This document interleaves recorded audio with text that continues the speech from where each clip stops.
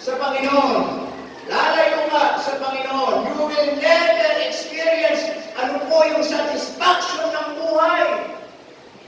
Amen? Yes, pwede mong sabihin, okay lang, wala ako sa Panginoon, pinagpapala naman ako ng Panginoon. Okay lang, wala ako sa Panginoon, ay meron naman mga blessing ng Panginoon. Yes, you can be blessed, pero the question, masaya ka ba dyan? Amen, mga kapatid? Kaya nga po, kahit anong gawin ng tao, kung siya'y ilito, wala talagang satisfaction sa kanyang buhay. Amen? Subukan mo ito sa Panginoon. Hindi mo mararanasan yung tunay na kasiyahan. Hindi ito yung kasiyahan na dahil mga bagay na meron ka. Hindi po yun. Tama? Hindi ito yung kasiyahan dahil marami kang mga bagay na nakapaligid sa hindi po yun. Ito yung kasiyahan na alam mo sa puso mo. Mga kapatid, whether meron mo wala, nandun yung satisfaction. Nandun yung kasiyahan. Amen mga kapatid? Nandun yung bisan, iiyak ka na lang kasi napakasaya ko sa Panginoon. Hindi dahil meron ka, kundi dahil alam mo sa sarili mo, hindi ka pinapabayaan ng Panginoon. Now, what if kung lalayo ka sa Panginoon? What if kung hihinto ka? What if kung hindi ka magpapatuloy? Hindi mo na mararamdaman yung gano'n. Amen mga kapatid? Kaya nga, when David committed sin unto Bathsheba, nawala yung kanyang joy sa kanyang buhay. It's not the salvation, but the joy of salvation. Hindi siya naging masaya. Amen mga kapatid? Kaya sabi niya, Panginoon, ibalik mo yung kagalakan ng aking kaligtasan. Amen po ba? Ibalik mo yung kasiyahan. Amen? And God is so gracious. Tama? Alam niyo, salamat na lang sa Diyos. Kung babalik ka sa Panginoon, available lang yung Panginoon para tanggapin ka. Amen? Amen? Amen mga kapatid? Pero still, in the life of David, yes, he chose to sin, but he needs to accept the consequence of it. Namatay ang anak nila ni Bathsheba. Amen mga kapatid? Pero nandun ulit yung kanyang pagpapatuloy, nandun ulit yung kanyang kagalakan, binalik ng Panginoon. Kaya sabi mga kapatid, kung tayo ay hihinto, mawawala yung kagalakan, amen? Yung satisfaction, yung kasiyahan na meron na sa puso. Tama mga kapatid? Yes, maaaring kumakain ka pa din. Yes, maaaring nabibili mo pa rin yung gusto mo. Yes, maaaring sinasabi mo, okay ka naman. Pero yes, materially, physically, financially, okay ka. Pero ang tanong, about your spiritual life. Amen mga kapatid? Spiritual life pinag-usapan dito. Tama? Masaya ka ba sa spiritual na buhay mo? Hindi ka tinatanong ng Diyos, mga kapatid, masaya ka ba sa financial mo? Yes, meron akong pera, masaya. Masaya ka ba sa physical mo? Masaya ka ba sa mga bagay na meron nga hindi po? Ang tanong ng Diyos ito, masaya ka ba sa spiritual life mo? Amen? Dahil wala ka na sa Panginoon, huminto ka, wala na po yung satisfaction. Amen? Then number 5, tuloy natin. I can quit because, listen to this, I don't want to disappoint people. Ano sabi dyan? Ulo. Amen. Amen mga kapatid? I don't want to disappoint people who look at me. Amen? Kasi po, baka nakakalimutan natin, bilang anak ng Diyos, meron mga taong nakatingin sa atin.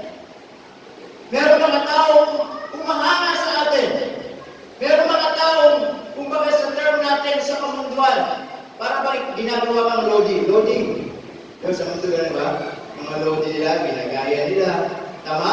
Amen? Kaya, nung kumbaga sa kamunduan, ay nakapalo lang sa tingkat niya, di ba? Talaga naman. Nung nag-iwalay, apektado ka. Nanginayang ka. Amen mga kapatid? Nag-iwalay na si Daniel at si Catherine. Ngayon, ano na? At ito, Ayniel. Ano bang team ngayon nila? Ha? Diba si Adel naman sa kasi, no? Okay. Ang punto dito, mga kapatid, meron mga tao na nakatingin sa atin. Meron mga taong gusto tayong tularan marami. Meron mga taong tinitignan yung buhay natin. Especially mga taong hindi mananampalataya. Amen? Mga taong marahil every Sunday, aling-uling ko, nakikita nila kayo nagbibis, pumupunta sa church, lagi nila nakikita.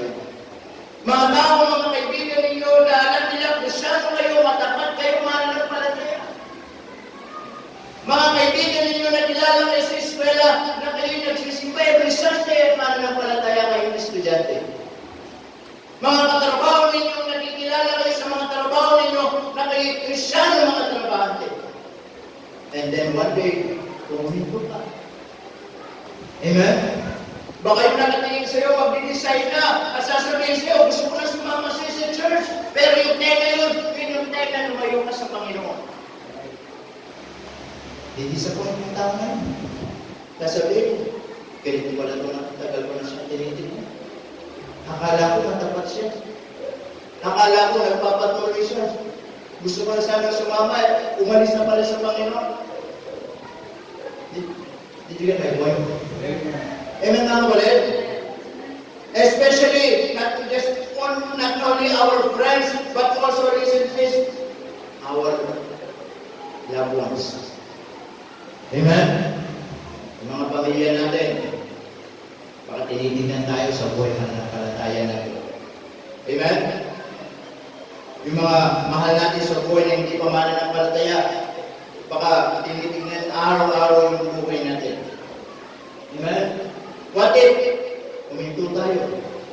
Sasabihin nila, yan ang nga ba sinasabi ko, sa simula lang yung mga yan. Ano po ba? Yan ang nga ba yung sinasabi ko, pasimba-simba, itigyan din naman pa eh. Yan ang nga ba yung sinasabi ko, pabihis-bihis pa eh. Magbabago din pa eh. Sasama na sana kami, buti na lang. Maaga ko na lang, uminto na sila. So, hindi na ako sasama. Amen mga kapatid? That's why, isang dahilan kung bakit hindi dapat tayo huminto mga kapatid. Kasi mayroong mga tao na nakatingin pala sa atin. Amen? At makita nila tayo nagtatapat, makita nila tayo nagpapatuloy, makita nila tayo naglilingkod, at hindi huminto, and especially if they are witness your life, na kahit, alam nila kahit marami kang pinagdaanan, marami kang problema, marami kang mga bagay na dumating sa buhay mo, at nakita nila yun, na hindi ka huminto, at nagpatuloy ka. Amen mga kapatid? Napakalaking chance na para sabihin nila, gusto na maging kagaya nila. Amen mga kapatid? Nakita nila ang buhay mo, daming problema, pero nagpapatuloy ka. Mga kapatid, napakalaking chance nun para sila yun at sila makakilala sa Panginoon. Amen mga kapatid? Pero yung makita nila, in spite of problems, in spite of tragedy na darating sa buhay, sumuko ka! Huminto ka! Tumigil ka! Ano sasabihin nila? Ganyan pala mga Kristyano, humihinto din. Ganyan pala mga Baptist, sumusuko din. Ganyan pala mga anak ng Diyos, hindi rin nagpapatuloy. Problema lang, hindi nila kinaya. Amen? Anong testimony ibibigay natin sa kanila? Amen mga kapatid? Kaya, kung tayo hihinto mga kapatid, kasi baka meron mga tao na nakatingin sa atin. Not only the unsaved, but even also the saved people. Amen? Baka yung mga bata, tinitignan yung mga juniors. Yung mga juniors, tinitignan yung mga young people. Yung mga young people, tinitignan yung mga adult. Amen mga kapatid? Na bawat isa sa atin, each of us, tinitignan tayo. Amen mga kapatid? Katulad po ng mga mananampalataya, especially in the book of Hebrews, yung mga hall of faith, yung mga sabi doon, by faith, amen? Na until doon sa huling buhay nila, naglingkod sila sa Panginoon. Hindi sila tumigil, hindi sila huminto. Kaya hanggang ngayon, inaangaan natin sila. Amen mga kapatid? Katulad ni Pablo, kahit ano nangyari mga persecution sa kanyang buhay, maraming mga pagkakataon na pwede na siyang mamatay, pero sabi niya, mga kapatid, I have fought a good fight, I have finished my course, I have kept the faith. Kaya hanggang ngayon, hinahangaan natin. Ang sarap hangaan yung mga nagpapatuloy sa Panginoon. Amen mga kapatid? Ang sarap hangaan yung mga kapatid sa Panginoon, kahit may pinagdadaanan, kahit may pagsubok, pero makita mo, nandiyan pa din sila, nagpupuri pa rin sa Panginoon, hindi humihinto, nagdiligod pa rin sa Panginoon. Saludo tayo sa mga tao na. Amen mga kapatid? Na kung saan wala man tayo sa kanilang kalalagayan, pero makita mo yung hirap na pinagdadaanan nila, pero makita mo pa din, nagpapatuloy sila, hanga tayo sa mga tao na. Yun naman masarap hangaan. Amen mga kapatid? Mga masarap tularan, masarap tignan, na kung saan, kahit anong maranasan nila, hindi dahilan para huminto sila sa paglilingkod o sa kanilang buhay pananampalataya. Amen mga kapatid? Kaya nga po, it is not about how you start, but it is about how you finish. Amen mga kapatid? Paano mo natapos? Then the next thing, tapusin mo na po dito. Tuloy na natin. The next thing, kung bakit hindi tayo dapat umito, mga kapatid, because listen to this. Because I don't want to be ungrateful to our Lord Jesus Christ. Amen?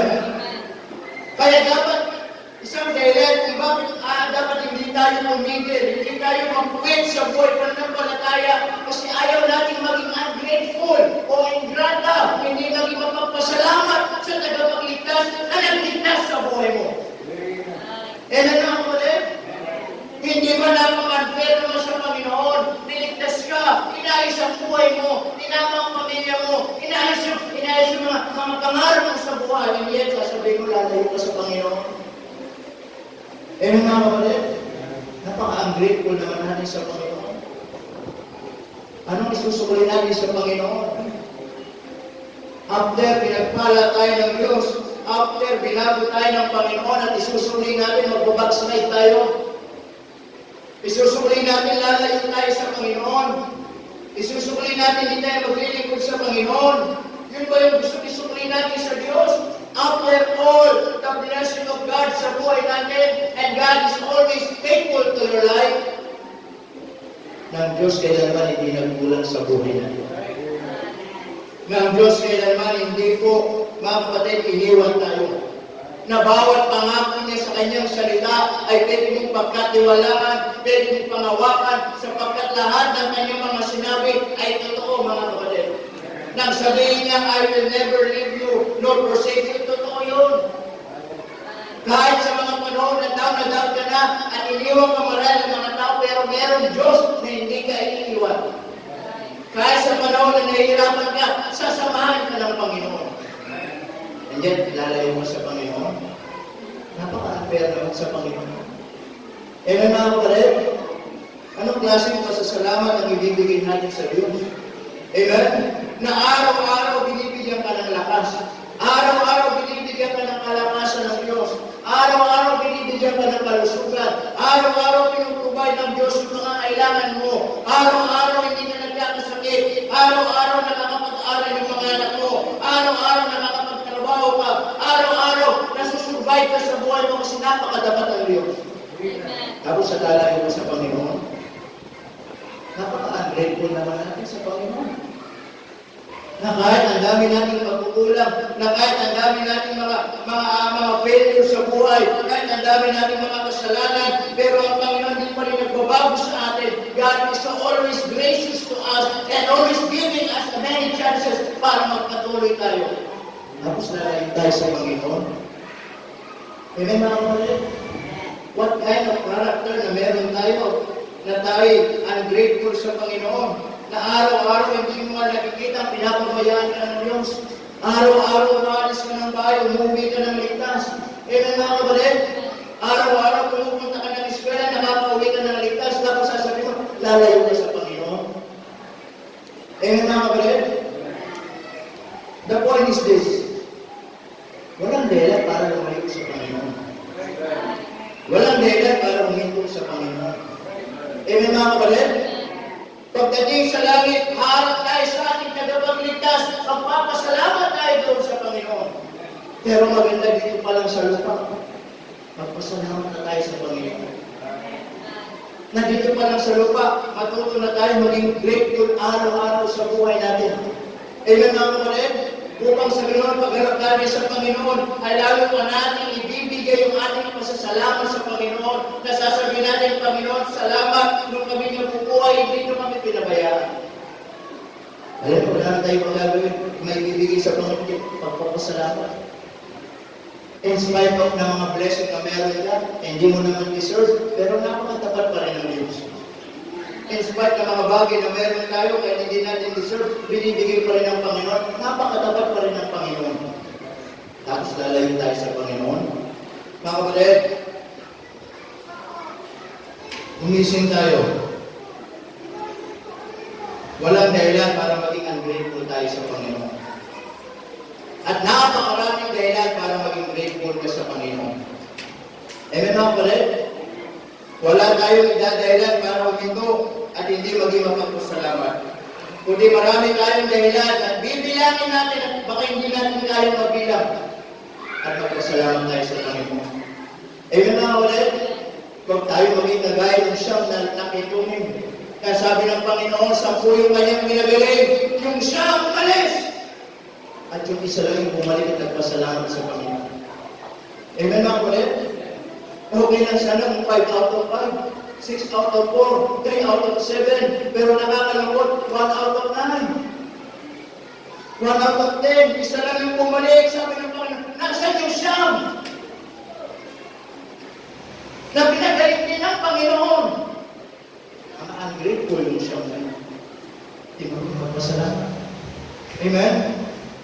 Amen. Sabi nga ng kasibat yan, ang taong di marunong lumingon sa pinanggalingan. Ano? Hindi. May skip na. Yeah? Yung mga hindi.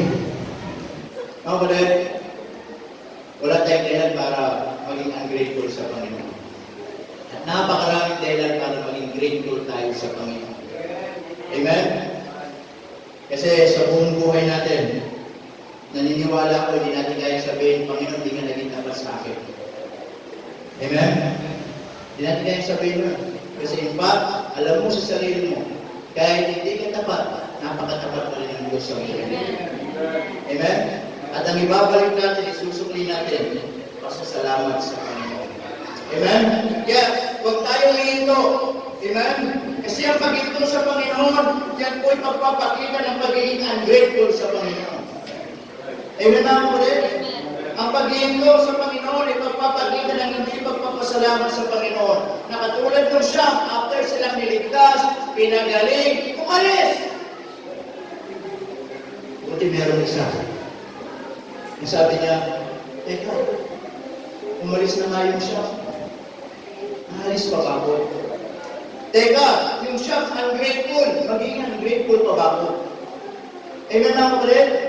Kaya yung isa, lumingon siya pabalik, lumuhod, nagpatira pa, at sabi ng Bible, nagpasalamat sa Panginoon. Amen na po rin? Nasaan tayo sa 10? Tayo ba yung magiging siya? O tutularan natin yung isa? At sana, tularan natin yung isa. Nasabihin natin, Panginoon, na salamat sa lahat ng pagpapala mo sa buhay ko. Amen? So this morning, ikakat natin, marami pa pong dahilan. Pero, this is just some of the reasons kung bakit hindi natin kailangan huminto. Amen? Una, because of God's chastisement. Meron pagpapalo ng Panginoon. Pangalawa, mga kapatid, huwag natin isisi sa ibang tao kung ano ba ngayon. Sarili mo yan. Sarili mo yan. Naniniwala tayo sa lugar ng impyerno. Amen? Number 4, ang paglayo sa Panginoon ay walang satisfaction. Tama? Hindi tayo magiging masaya. Kaya hindi ito yung mga kapatid. Na ikay lumayo sa Panginoon, pinagpapala ka. Yes, maybe, materially. Pero ang tanong, masaya ka ba sa spiritual? Amen mga kapatid? Then, I don't want to disappoint people. magpatuloy tayo, mga sa likod natin. Meron gusto tayo kailangan. Meron gusto mga tao tularan o yapakan yung mga tinaan natin. Amen mga kapatid? Kaya meron mga bata, minsan sasabihin nila, gusto ko maging katulad ng teacher na nito. Amen? Sila nila, gusto ko maging katulad, gusto ko magpasok, gusto ko maging pasok. Ayaw ko nang wala. Amen? Meron mga tao na tinitangin sa atin. Tama? Minsan, yung time na yung nakatingin sa iyo, magdidesisyon na gusto ka ng tularan, baka yung time na nahihinto ka na, okay, sayang naman. Amen po mga kapatid? Then lastly, I don't want to be ungrateful to our Lord Jesus Christ. Amen? Ang paginto ay pagpapagitan ng hindi pagpapasalamat sa Panginoon. Amen? Kaya magpatuloy na. Amen mga kapatid? Kaya nga po, if we will go into spell again, the word with, how can we spell it? Ha? Hindi. T-U-I-T. Never. Amen? Dapat i-spell natin. N-E-V-E-R. Hindi ako ito. Hindi po pinag-usapan kung paano ka nagsimula. Pinag-usapan dito kung paano mo matapos ang takbuhin mo. Amen mga kapatid?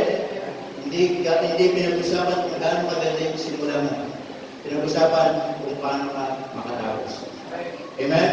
Dahil hindi ka makakarating sa finish line kung hindi ka makakatapos. Kung nandun ka pa rin sa simula. At kung nasa gitna ka na, ka na lumayo sa Panginoon, ituloy mo na paglilingkod sa Panginoon. Amen mga kapatid? Tuloy na natin sa Panginoon. Tayo po natin kumuyok. Tayo po na lang sa dali sa ating pagtatapos. Let's pray. Dakilang Diyos, salamat po ng maraming sa oras pinito. Salamat po sa pagbibigay. Salamat po sa paalala. And for some reasons, Panginoon Diyos, for us not to quit, but to continue. Salamat po, Panginoon, dahil napakatapat niyo, Panginoon. And while our heads bowed, eyes closed, if God speaks to you, the message this morning, you can come, manalangin, magpasalamat sa Panginoon. Yes, physically, maybe you are here right now. Nandito ka sa church, kasama ka namin. Pero baka yung puso mo, hindi namin kasama. Baka yung puso mo, malayo sa Panginoon.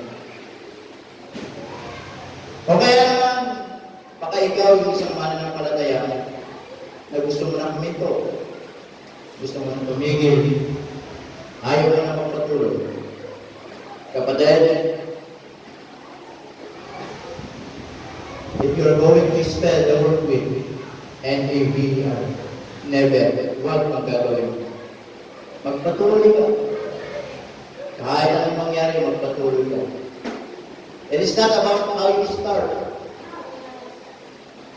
But God is always after how you finish it. That's why this morning, kung ang Panginoon ay nangusap sa iyo, lumeka. Sige po, dito po sa altar. Amen. Alam niyo, simple lang naman yung mensahe. Yes, may maraming dahilan para maraming matinto ka. Pero mas maraming dahilan ng Diyos para magpatuloy ka. Maraming dahilan ng mundo para tumigil ka. Pero mas maraming dahilan ng Diyos para magpatuloy ka. Mas piliin natin yung mga dahilan ng Diyos para magpatuloy ka. Kapatid, huwag kang hihinto. Huwag kang hihinto. Sa mga pagsubok, huwag kang hihinto. Huwag kang hihinto. Sa mga bagay na pinagdadaanan mo, huwag kang hihinto. Huwag kang hihinto. Magpatuloy. Mga bagay na sumusubok sa iyong pananampalataya, magpatuloy ka, kapatid. Huwag kang hihinto. Dahil ang Diyos, nais na magpatuloy tayo. Kasi ang Panginoon, ayaw niya maging miserable ang buhay mo. Ayaw niya tuluyan kang mapalayo sa Panginoon. Ayaw niya masira ang buhay mo sa pananampalataya. Ang gusto ng Diyos sa kabila ng mga nangyayari sa buhay natin, matuto tayo lumapit. Matuto tayo magtiwala sa Kanya. Matuto tayo magpatuloy pa rin in spite of many things happen sa buhay natin, magpatuloy tayo. Kasi napakabuti ng Panginoon. Amen. Kaya ngayong umaga, kung meron ka bang nais mong lumapit sa Panginoon, dito po, sito. Manalangin ka. And if you feel na gusto mo na huminto, lumapit ka, sabi mo, Panginoon, hindi po ako huminto. Na kahit may dahilan ako para huminto, pero napakaraming yung paling dahilan para magpatuloy po ako, Panginoon. Kung na dahilan mo, sito. Amen. God is so faithful. God is so faithful. There is no reason for us to quit. Kasi kailanman ang Diyos hindi kasi mabuhan. Kahit nga tigas ng ulo mo, napakatapat ng Diyos. Kahit nga lumalayo mo sa Diyos, napakatapat ng Diyos. Kasi ayaw mo subuhan ng Diyos. Dahil gusto ng Panginoon ipakita sa iyo kung gaano kanya kamahal. Na sa panahon na pinupulit ka ng Diyos, tinatama ka ng Diyos, pinapalo ka ng Diyos, hindi dahil masama ang Diyos, hindi dahil galit ang Diyos, kundi dahil mahal ka ng Panginoon. Ayaw ng Diyos masira ang buhay mo. Gusto ng Diyos maging masaya ang kinabukasan. Amen. Pero mga tao nakatingin sa ating paligid. Kaya huwag tayong mahingi. Sikapin na rin natin magpatuloy. Salamat sa Panginoon, magpasalamat ka. Nandito ka sa church. Kahit nangihina ka, pero pinili mo pa rin magpatuloy. Kahit maliit na lang yung pananampalataya mo, at least, meron ka pa rin pananampalataya. Piliin mo pa rin magpatuloy. Huwag susuko. Huwag susuko. Imbis na maghanap ka ng dahilan para huminto, maghanap ka ng dahilan para magpatuloy.